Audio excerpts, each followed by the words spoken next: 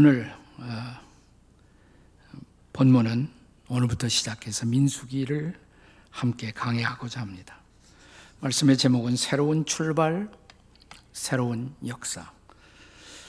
역사가 새로워지려면 역사가 맞이하는 전기가 있습니다. 터닝 포인트. 그때 때에 맞는 도전 앞에 때에 맞는 역사적 응답이 우리에게 요청되는 것입니다.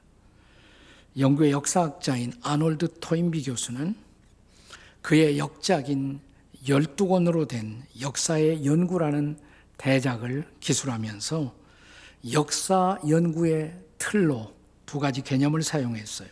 도전과 응답입니다. Challenge and Response, 도전과 응답. 자, 우리가 살고 있는 이 땅에도 우리는 끊임없이 역사의 전기를 경험했습니다. 그때마다 우리에게 찾아오는 역사의 도전이 있었고, 이 도전 앞에 우리가 어떻게 응답했느냐에 따라서 민족의 운명, 그리고 민족의 역사를 우리는 만들어 온 것입니다. 우리는 금주에 다시 우리 민족 역사의 한 중요한 운명의 전기를 맞이하는 대선 투표를 앞두고 있습니다. 이 중요한 도전의 시기에 우리는 때마침 구약의 민수기 강해를 시작하고자 합니다. 이 민수기 연구와 묵상이 우리 민족의 새로운 출발 그리고 새로운 역사 형성에 도움이 되기만을 기도하며 강해를 시작하고자 합니다. 우리가 구약에 보면 첫 번째 5권의 책을 모세 오경이라고 부르죠. 두 번째 책 출애굽기입니다. 이 출애굽기는 이스라엘 백성이 애굽 땅에 노예된 자리에서 해방되어 출애굽하는, 애굽에서 나오는, 그래서 저 광야의 시내산에 도착할 때까지의 역사가 바로 출애굽기서입니다. 자, 그렇다면 민수기는 뭐냐? 민수기는 시내산에 도착한 이스라엘 백성들이 모세를 통해서 하나님의 율법 토라를 받습니다. 그리고 그들은 하나님의 계시를 따라 회막을 장막을 치고 사는 것을 경험합니다. 그들이 이 시내 광야에 머문 시간은 한 1년쯤이라고 생각이 돼요. 애굽 땅을 나와 이 시내 광야의 시내산에 도착할 때까지의 거리는 아마 약 2달간의 시간이 소요됐을 것으로 생각합니다. 그리고 한 1년 동안 시내 산 주변에 머물면서 그들은 새로운 출발을 준비합니다. 그들이 시내산을 떠났을 때 그들은 오늘날 우리가 소위 요르단 국가라고 말하는 요르단 땅을 거쳐서 모압 광야, 이제 가나안 이스라엘 땅이 내다보이는 모압 광야까지의 여정을 걸어가는데 그 기간이 39년이에요. 39년. 그래서 애굽을 떠나 2달 만에 시내산에 오고 1년을 머물고 그리고 39년을 광야 생활을 통해서 그들은 마침내 가나안 땅에 입성하게 되는 것입니다. 그러니까 사실 애굽 땅에서 떠나는 거 쉽지 않았죠. 그러나 떠남이 해방이었습니다. 새로운 삶의 출발이었습니다. 하지만 이때부터 그들은 더 긴 시간 소위 광야 생활을 경험하며 하나님의 백성다운 백성으로 훈련받는 경험을 해요. 자, 이스라엘 백성들의 애굽 땅으로부터 해방이 구원의 사건이라면 이 광야 생활은 구원받은 후에 우리의 신앙생활 전체를 보여주는 사건이라고 할 수가 있어요. 우리가 예수 믿고 구원받는 것도 쉬운 일은 아니지만 그러나 이 중요한 결단이 있은 다음에 더 긴 시간 우리가 크리스찬이 되고 나서 크리스찬다운 크리스찬이 되는 일에 더 긴 시간이 소모가 되잖아요. 그것이 바로 우리의 광야 생활이라고 할 수가 있습니다. 성경학자들은 이스라엘 백성들이 시내산에서 하나님과 모세를 통해 약속을 맺습니다. 계약을 맺어요. 그것을 결혼 사건에 비유합니다.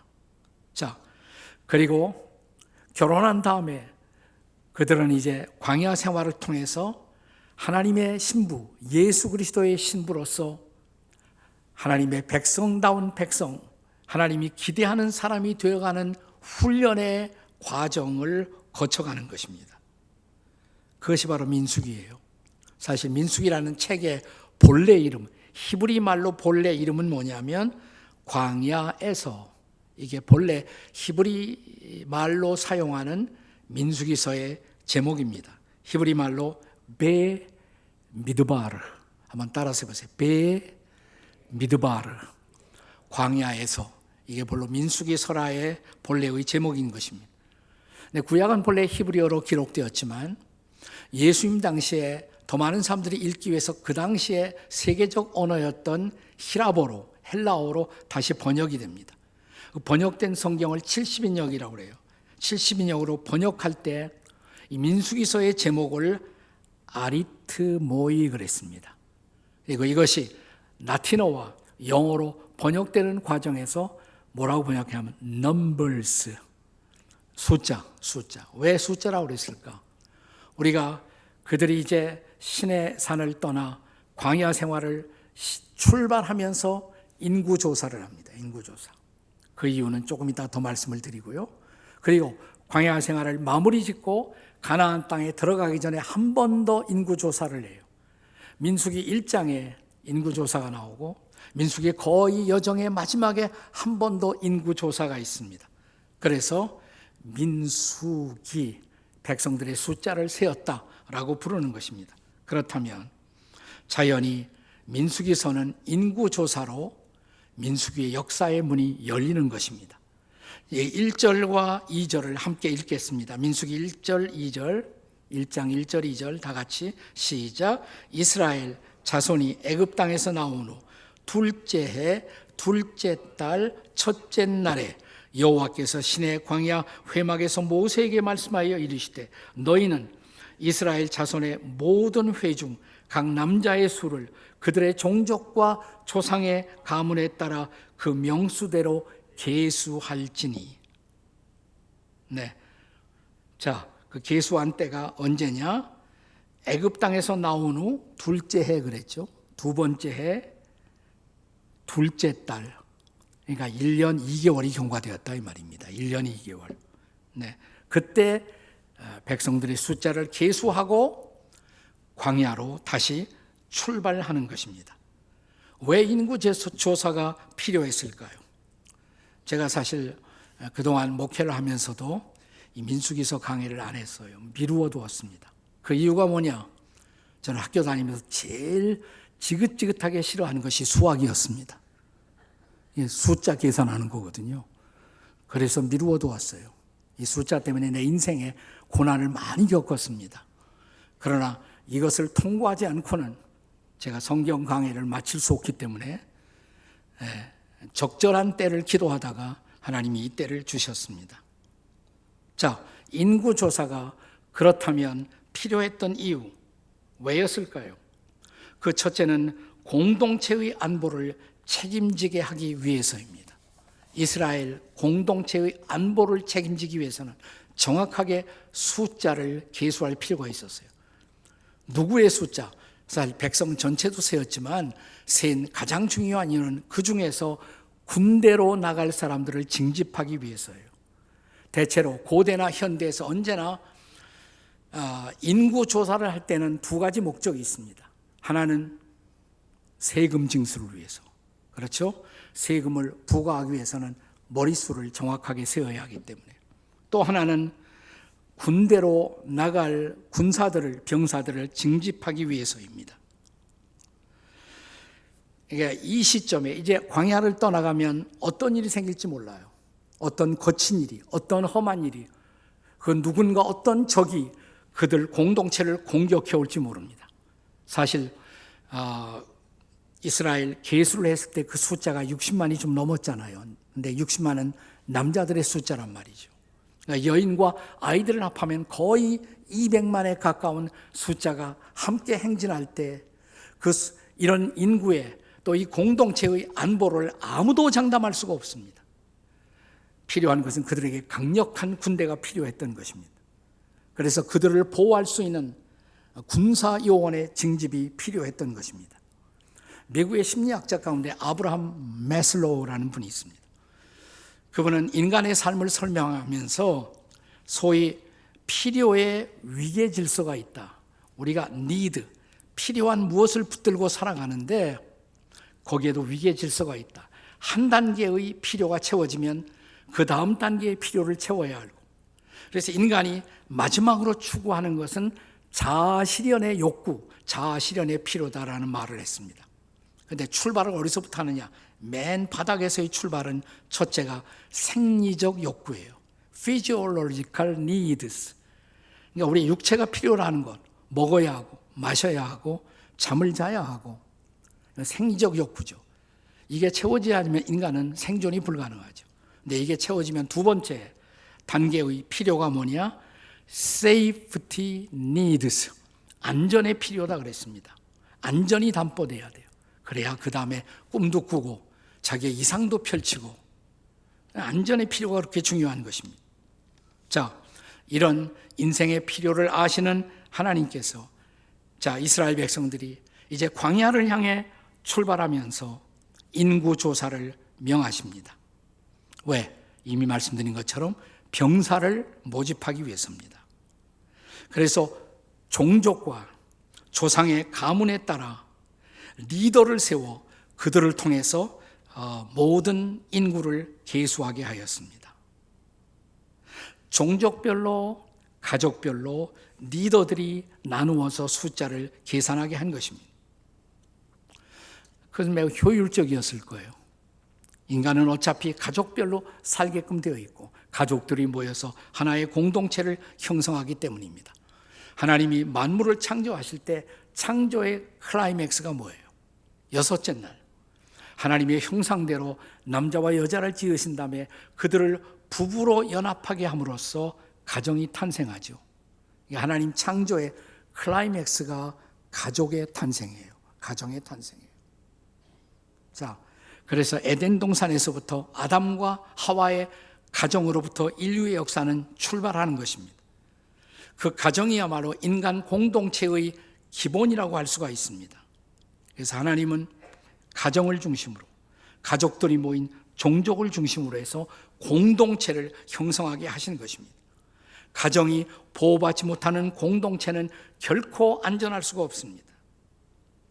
자, 그런데 이런 가정의 주인은 누구실까요? 궁극적으로 하나님이시죠. 아멘이십니까?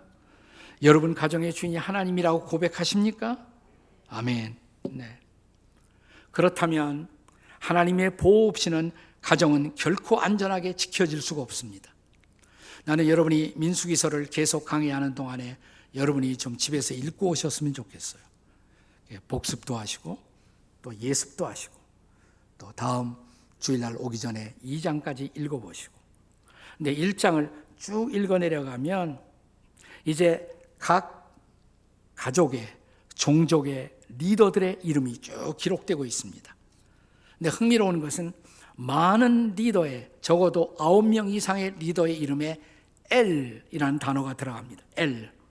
히브리어에서 엘은 바로 하나님입니다. 엘로힘 들어보셨죠? 엘, 하나님이란 뜻이에요. 자, 여기 5절에 보면 엘리솔, 나의 하나님은 엘리솥, 반석이시다 이 말이에요.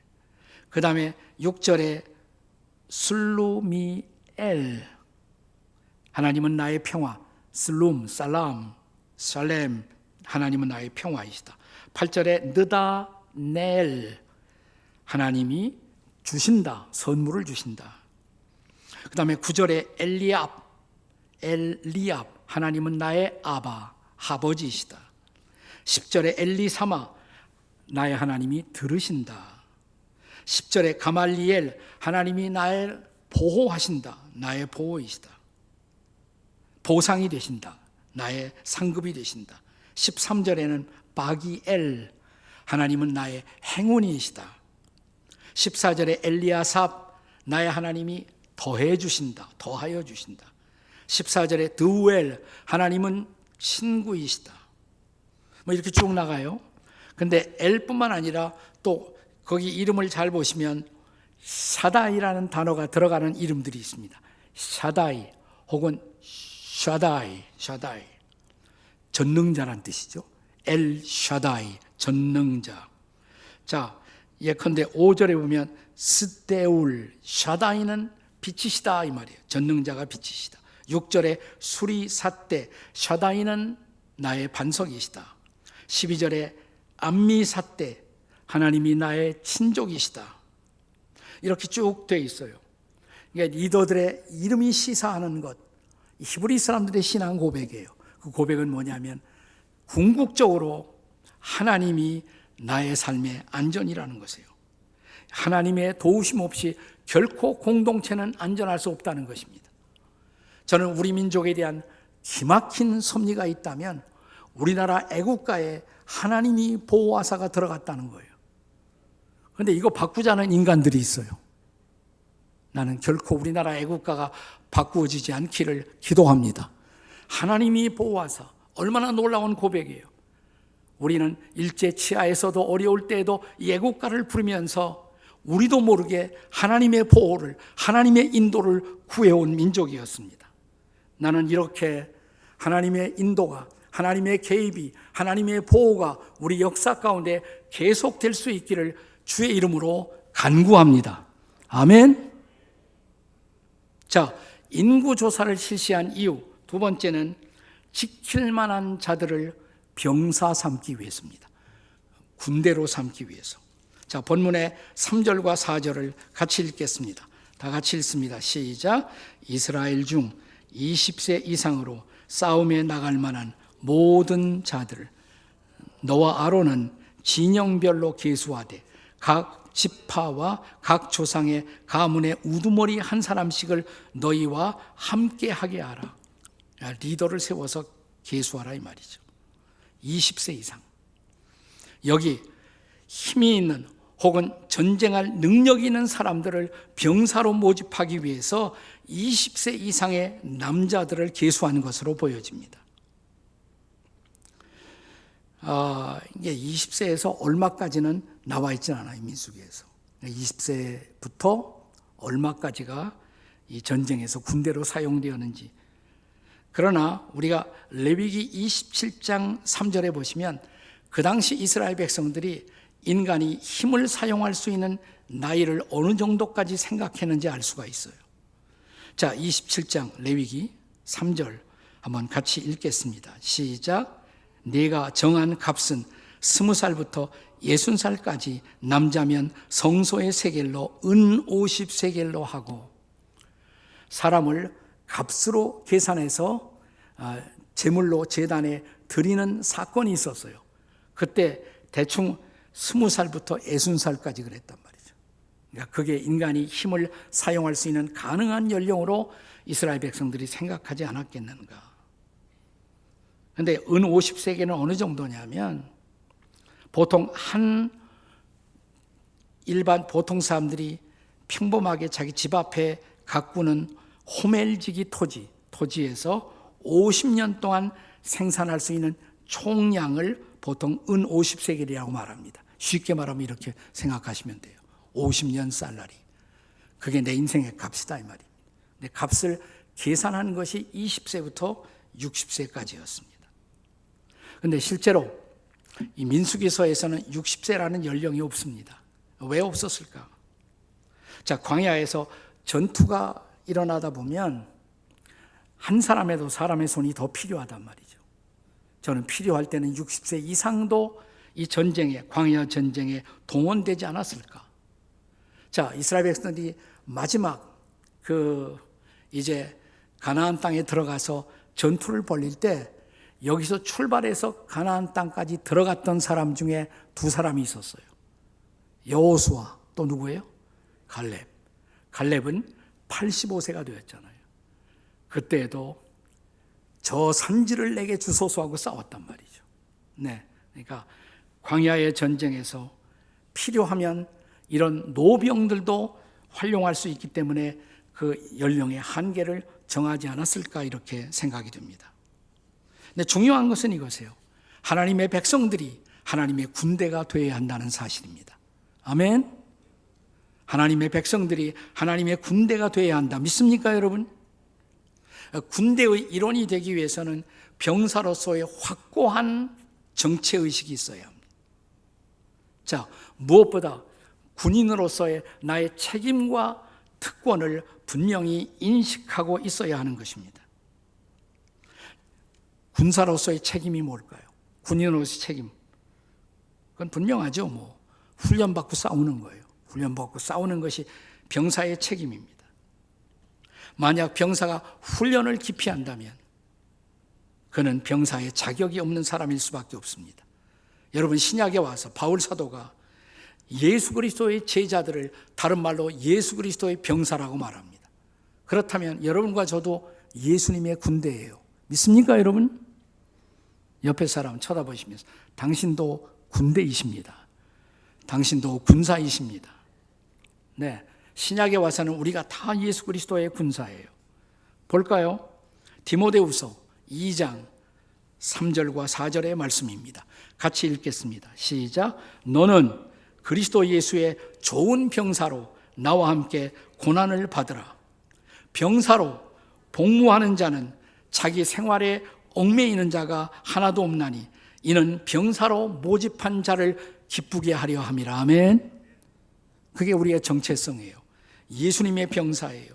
그리스도의 군사인 것입니다. 우리가 군사는 고난을 받을 줄 알아야 돼요. 고난을 견딜 줄 알아야 합니다. 그래야 이 전선에서 승리자가 될 수가 있습니다.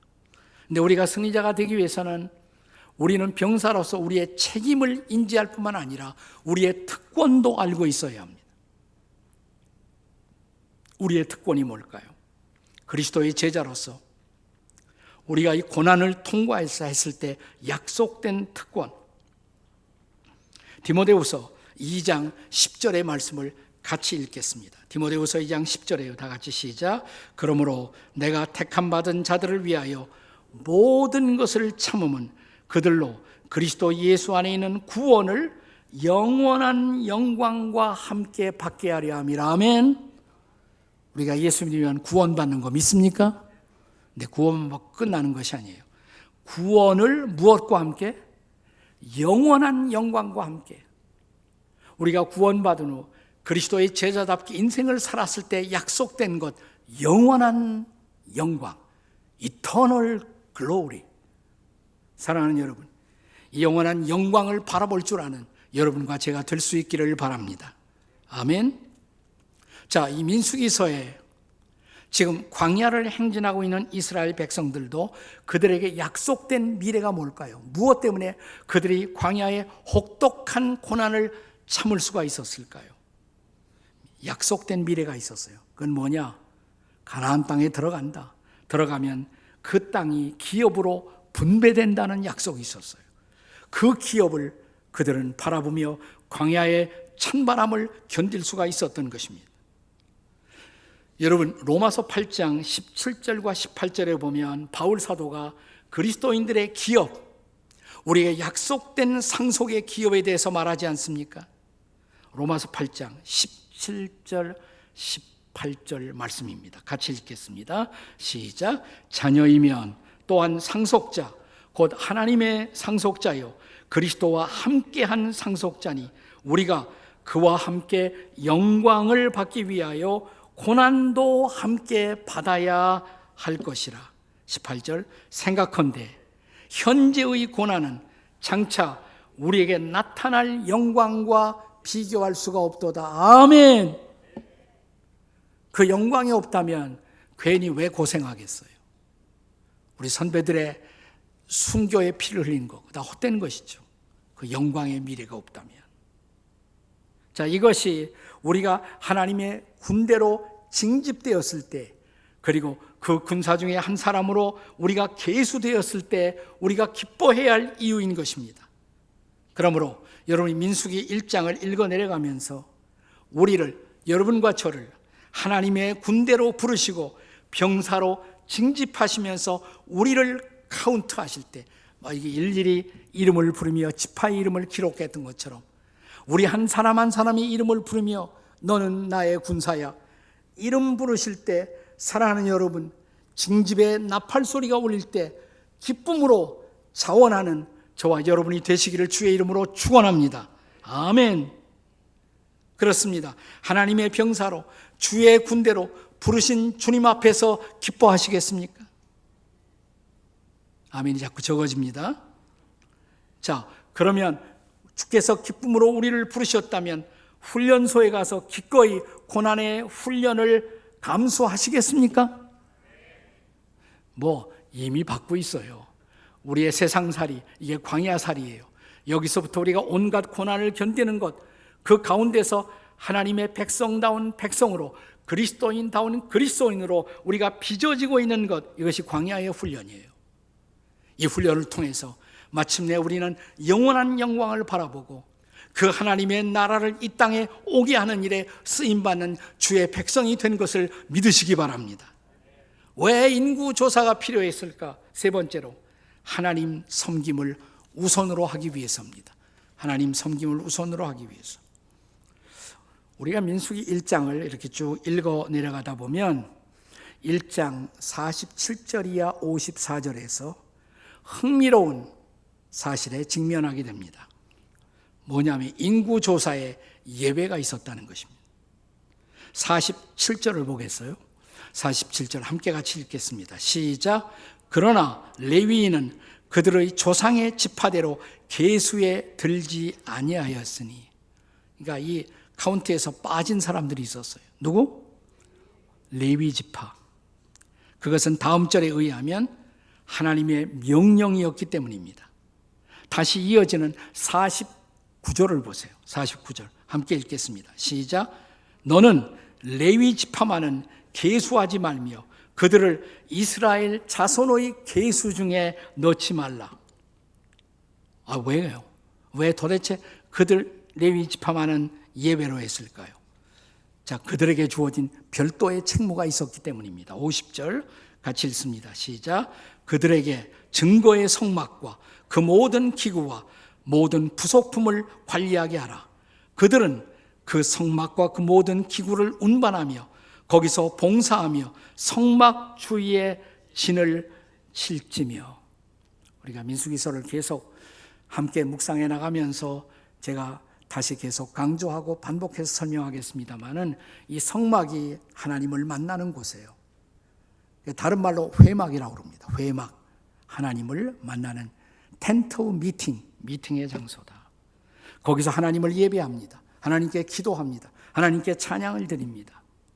그 일에 전념할 수 있도록, 다시 말하면 성막 봉사에 전념할 한 지파를 따로 구별하는 것입니다. 그들이 레위 지파예요. 요즘 말로 말하면 풀타임으로 성막 봉사를 그들에게 위탁하신 것입니다. 사랑하는 여러분, 광야의 여정 가운데서도, 심지어 광야에서 전투가 일어나도 이스라엘 백성들이 중단하지 말고 포기하지 말아야 할 일, 그것은 하나님의 임재를 자각하는 일입니다. 하나님이 여기에 계시다. 그리고 그 하나님을 예배하는 일이었던 것입니다. 이 특별한 사역을 위해서 하나님은 레위 지파를 구별하신 것입니다. 하나님을 찬양하고 하나님께 제사하고 하나님의 음성에 귀를 기울이고 기도로 응답하는 일을 하기 위해서, 이러한 예배의 우선순위를 지키기 위해서 다른 모든 일상의 의무나 전투의 의무에서 레위 지파를 예배로 했던 것입니다. 그들에게 더 중요한 일을 감당하기 위해서, 그들에게 거룩한 임무를 지워주기 위해서였습니다. 그게 바로 뭐예요? 예배입니다. 예배는 거룩한 필요, 거룩한 의무였던 것입니다. 아무리 광야 생활을 해도 잊지 말아야 할 것, 그것은 하나님을 바라보고 하나님을 자각하고 하나님을 찬양하고 높이고 예배하는 일이었어요. 이 예배의 우선순위, 프라이어리티가 허물어지면 이스라엘 백성들은 더 이상 하나님의 백성이 아니에요. 그들은 더 이상 축복의 대상이 아니에요. 그들은 하나님의 심판과 저주를 피할 수가 없었습니다. 그래서 이 일을 감당하도록 레위 지파를 구별하신 것입니다. 자, 53절의 말씀을 잘 주의해서 읽어보세요. 53절 함께 같이 읽겠습니다. 시작. 레위인은 증거의 성막 사방에 진을 쳐서 이스라엘 자손의 회중에 진노가 임하지 않게 할 것이라. 레위인은 증거의 성막에 대한 책임을 지킬지니라 하셨습니다. 거룩한 책임, 성막을 섬기는 일이었어요. 지금으로 말하자면 우리가 예배당을 섬기는 일, 그래서 우리의 예배를 관리하는 일, 우리가 계속 하나님의 백성들을 바라볼 수 있도록 이 특별한 일을 전담하기 위해서 레위인을 하나님은 구별하신 것입니다. 여기서 우리 하나님의 마음을, 하나님의 뜻을 여러분과 저는 읽을 수 있어야 합니다. 우리가 인생을 살아가며 인생의 광야에서 우리의 가장 중요한 우선순위, 그건 예배예요. 예배. 지나간 2년간 우리가 제대로 예배하지 못했죠. 팬데믹 19 코로나의 위기 속에서 물론 우리가 대체로 온라인 예배를 드리고 집에서 예배하는 시간을 가졌습니다만 저는 그게 꼭 나쁜 것은 아니라고 생각했어요. 예배를 안 드리는 것보다는 훨씬 낫죠. 또 우리 그리스도인들 때문에 전염병이 퍼진다는 그런 오명을 우리가 쓰지 않기 위해서도, 이웃들을 사랑하는 우리의 의무를 다하기 위해서도 온라인 예배는 잠시 동안 필요했던 것으로 저는 받아들입니다. 그러나 이렇게 계속 갈 수는 없는 거예요. 이렇게 계속 갈 수는 없습니다. 공공의 예배, 이것은 구약에서부터 신약까지 성경이 계속해서 강조하고 있는 우리의 의무인 것입니다. 조금씩 집에서 해보니까 그 편한 것도 있거든요. 네. 그래서 오늘 이 자리에 못 오신 나온 분들도 있잖아요.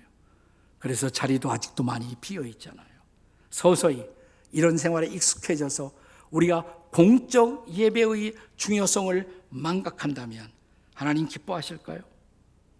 예배의 우선순위, 이것을 잊어버린다면 우리는 그리스도인들의 삶, 백성다운 그리스도인다운 삶의 질서가 무너질 수밖에 없다는 것입니다. 사랑하는 여러분, 이제 우리는 다시 우선순위를 회복할 때가 되었습니다. 옛날 이스라엘 백성들이 인구 조사를 하면서 그들의 숫자를 카운트할 때 그 책임을 리더들에게 맡겼습니다. 리더가 하는 일, 그 숫자를 잘 관리하는 것이에요. 그래서 그들이 전투할 수 있는 병사가 되도록, 그들이 필요할 때 하나님을 제대로 섬기고 예배하는 자들이 될 수 있도록 리더의 책임이에요. 우리는 우리 한 민족의 국가를 영도해 갈 리더를 선출하는 순간을 또한 앞에 두고 있습니다. 우리의 기준이 뭐야 할까요? 선택의 기준, 리더 선출의 기준은 무엇이어야 할까요? 적어도 민수기서가 보여주고 있는 기준에 의하면 우선 우리의 공동체의 안전을 담보할 수 있는 사람, 누가 더 잘 우리 민족의 안보를 지켜줄 수 있을까?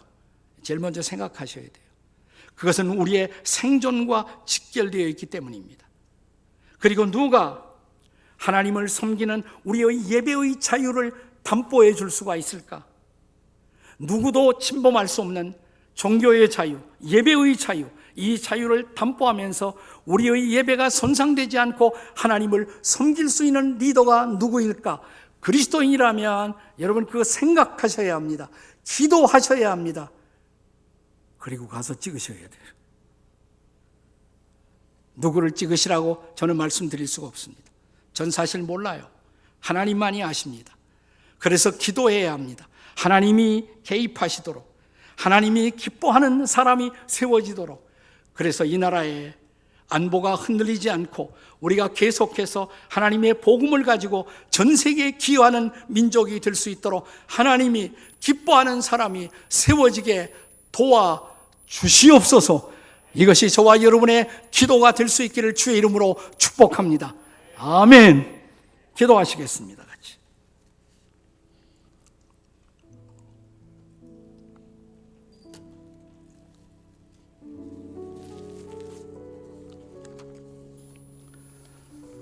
우리 민족이 예수님의 복음을 받아들인 세월 한 130년밖에 되지 않았습니다. 복음을 받아들이고 나서 우리는 많은 하나님의 간섭을 경험했습니다. 하나님이 이 민족을 지키는 뚜렷한 징조들을 보아왔어요. 이 민족을 해방시켜 주시고 이스라엘이 해방되었던 것처럼 우리도 해방을 경험하고 전쟁 중에 유엔을 통해서 이 나라가 지켜지게 하시고 지금 여러 나라가 지금 우크라이나를 돕고 있지만 유엔은 파송되지 못하고 있잖아요. 이 나라에 유엔의 국가들이 와서 이 나라를 위해서 싸웠다는 것은 기적입니다. 그것은 놀라운 기적. 그래서 지켜진 이 나라, 지켜진 자유, 이 자유가 희생되지 않고 계속 지켜지며 이 자유로 하나님을 섬기고 이웃을 섬기고 세계 열방들에게 복음을 전하는 우리나라 되게 해 주시옵소서. 우리 주여 부르짖고 함께 통성으로 기도하시겠습니다. 주여, 우리가 기도합니다. 우리 민족을 불쌍히 여기시고 우리 민족을 긍휼히 여기시고 이번 대선의 선거에 주님 개입하시고 간섭하셔서 우리 민족을 세워주시옵소서. 새롭게 해주시옵소서.